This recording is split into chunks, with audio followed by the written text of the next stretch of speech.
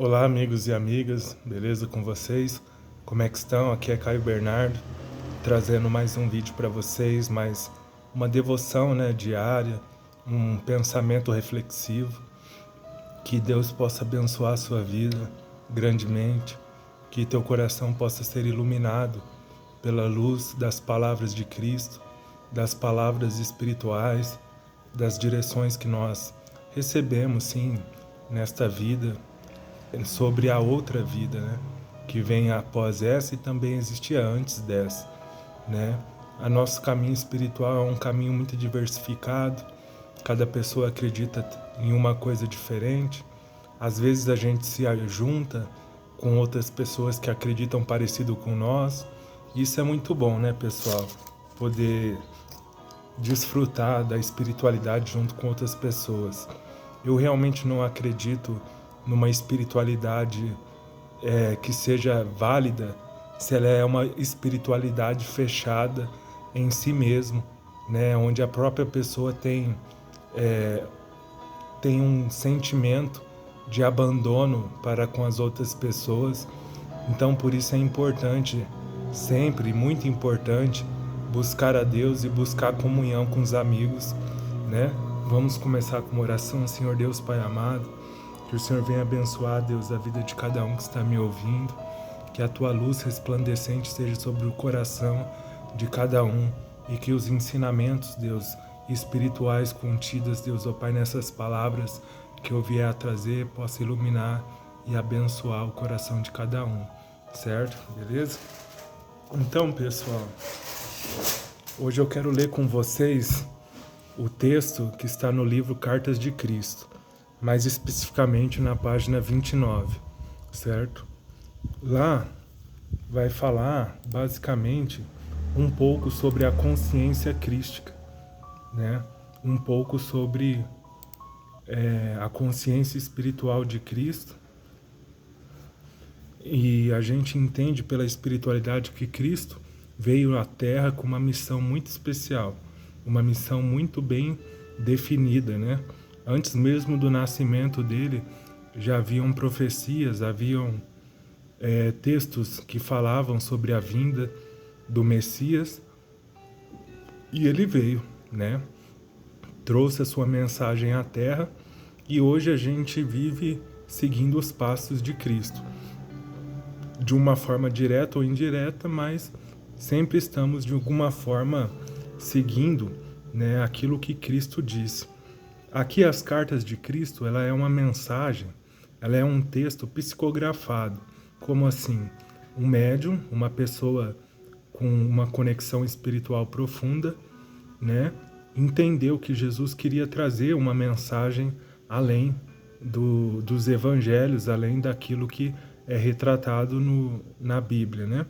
Aí ele traz para nós esse texto maravilhoso.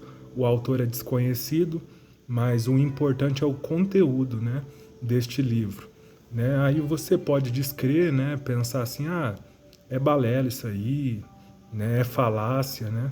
Isso eu te dou total direito de discordar, e você também deve me dar o direito de acreditar, né, nisto ou em qualquer outra coisa. Eu não restringi teu direito e você não pode restringir o meu também. Mesmo que você discorde, você não pode impor a tua forma de pensar.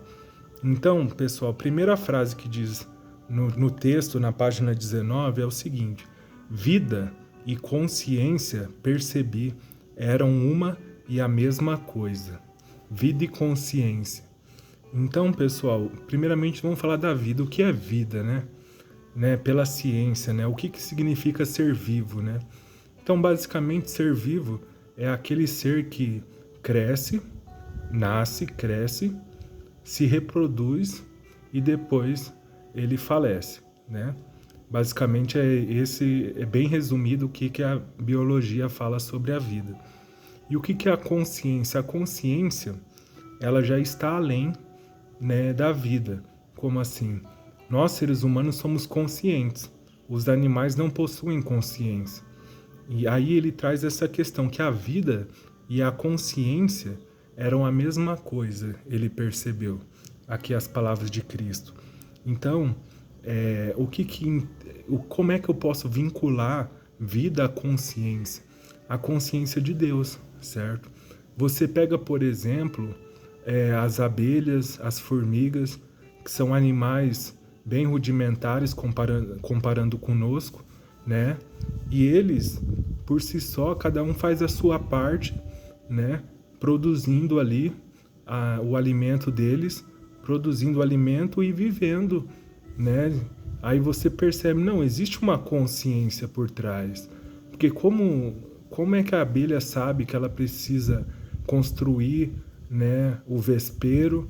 Como é que ela sabe que ela precisa proteger as outras abelhas, proteger o ninho delas? Como é que uma abelha sabe que ela precisa buscar pólen, que ela precisa buscar néctar das flores, né?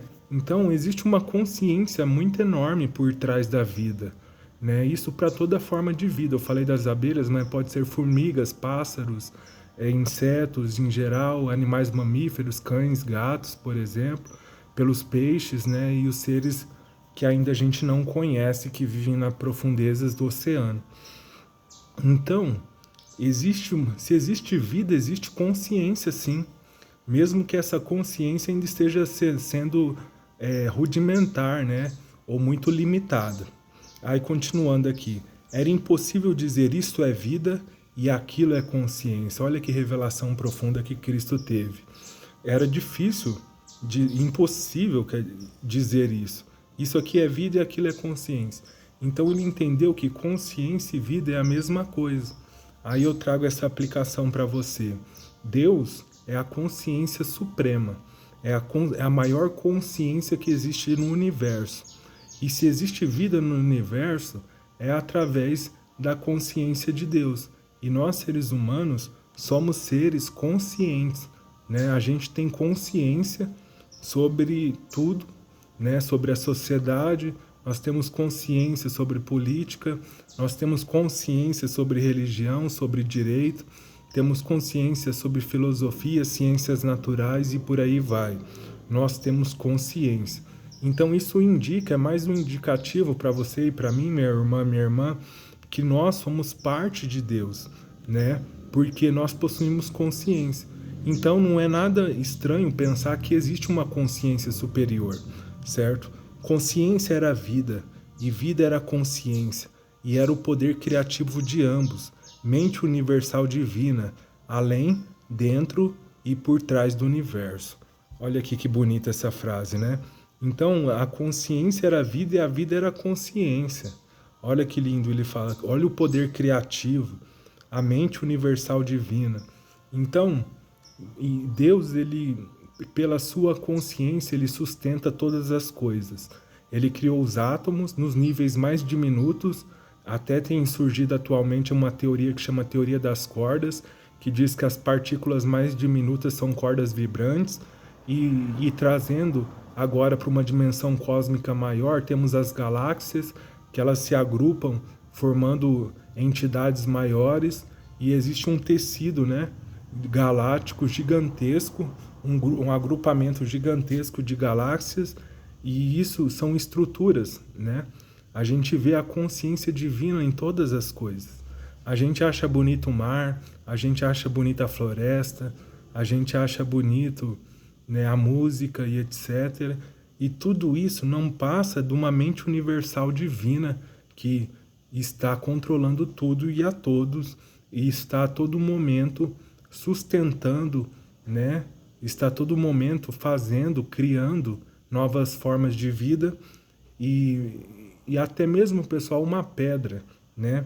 Você pega um pedaço de pedra, um pouco de terra, por exemplo, se você colocar no microscópio, você vai ver que existe muita vida ali, né? Existem muitas bactérias, muitos vírus, né? Muitos pequenos insetos e etc.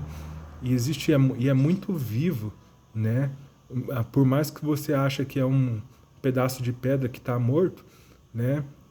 Existe um certo nível, sim, de consciência. Existe um certo nível de consciência, certo? Vamos continuar a leitura. Percebi que as pessoas atribuíam a maior importância à individualidade e à forma. elas não conseguiam imaginar a mente ou a inteligência operando de maneira eficaz que não fosse através do meio da forma individual. Então aqui ele está falando mais ou menos um pouco sobre a ignorância das pessoas. Então as pessoas dão importância à individualidade e à forma. O que isso significa? Que as pessoas elas dão importância à individualidade, porque nós seres humanos nós nascemos e aprendemos desde muito cedo a ser o eu, o ego, saber quem nós somos. E isso é um tipo de individualidade.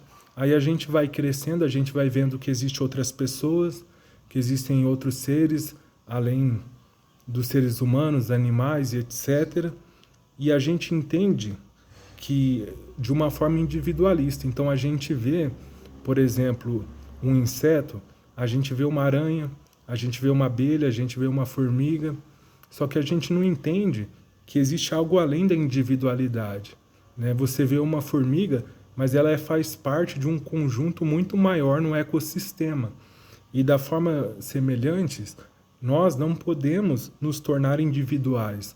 Há seres assim, não, eu sou eu, tenho minha vida e tal, e o que importa é o que eu quero e as outras pessoas que se lasquem. Não pode pensar assim, né? A individualidade e a forma. Maior importância a forma. Então a gente pensa muito na forma física, né? Dá muito valor à forma, né? Então a gente tenta muitas vezes limitar a Deus numa forma de pensar. Então a gente tenta limitar a espiritualidade em uma forma de crer, e se não for por esse caminho você está condenado. Se você não acreditar igual eu, você está perdido. Se você não crê da mesma forma que eu, você vai para o inferno, que seja lá a forma de crença.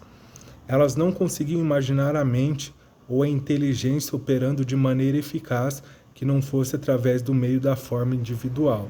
Olha aqui, reafirmando mais uma vez o que eu estou falando, né? Que através da individualidade eles não conseguiam ver que existe uma consciência maior operando em todas as coisas. E isso é para tudo, pessoal, para o planeta Terra, para o sistema solar, sempre existe uma consciência por trás operando, né? Aí eu te falo, né? A gente tenta prever o tempo, se vai chover, se vai fazer sol, mas na verdade o que os cientistas não contam é que só Deus sabe se vai chover mesmo ou se vai fazer sol. A gente tenta prever através da nossa matemática, através das nossas ciências naturais, mas muitas vezes nos frustramos, porque existe uma força, uma consciência maior operante. Aí eu te falo, vê por exemplo o mundo, olha como o mundo é belo e complexo, vê a selva amazônica, que linda, aqueles grandes rios, né, aquelas grandes florestas, uma biodiversidade incrível, a quantidade de animais que existem lá. E aí a gente vê que ela regula a chuva do planeta, né? Através dos processos bioquímicos que acontecem com a árvore, a gente vê que a floresta amazônica produz água e depois isso vem se tornar chuva em outros lugares. A gente vê lugares desertos, muita biodiversidade, por exemplo, lá na Austrália, animais gigantescos, né? Canguru, a gente vê insetos gigantes, crocodilos e outros bichos e tal. A diversidade da vida é enorme, tá? E tem que ter só pode haver uma consciência por trás. Só que nós, como seres mortais, nós tendemos a ver individualmente, tá? Continuando falando, por causa disso os judeus haviam criado uma imagem mental de um vasto ser supremo, com todos os atributos positivos e negativos de um ser humano.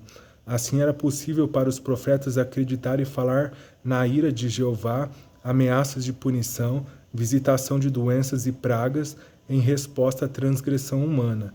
Mas essas imagens mentais, percebi, eram mitos, elas não existiam. Olha aqui que profundo esse trecho, né? Ele está falando que aquela forma de ver Deus parecido conosco, o Deus se ira, Deus ama. Sabe aquela forma rudimentar que faz parecer Deus parecido com o homem? É justamente isso que ele está falando. Ó. Os judeus haviam criado uma imagem mental de um ser supremo, com todos os atributos possíveis do ser humano. Então, aqui é que está errado, que entra o erro da questão da teologia judaica.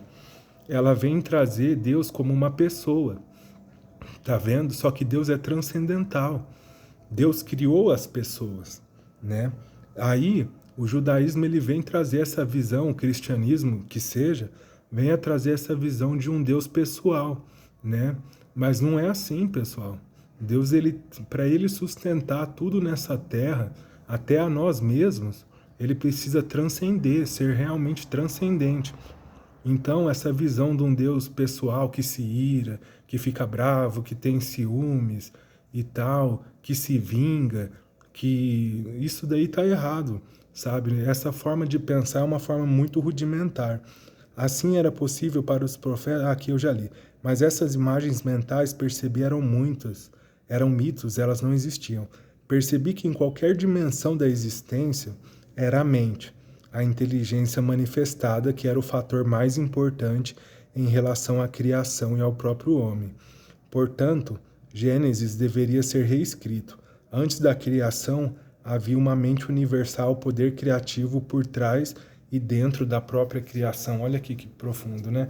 Ele vem falar justamente que o livro de Gênesis, né, deveria ser reescrito, né, porque havia uma mente universal que existia antes mesmo do próprio homem, tá? E só que também não dá para também, pessoal, culpar, né, julgar essas pessoas antigas, porque eles viviam numa época muito rudimentar, sabe? Eles mal tinham inventado, descoberto o fogo, a roda, eles mal tinham criado para eles ferramentas de aço, de ferro, de metal. Então eles viviam uma forma bem grosseira.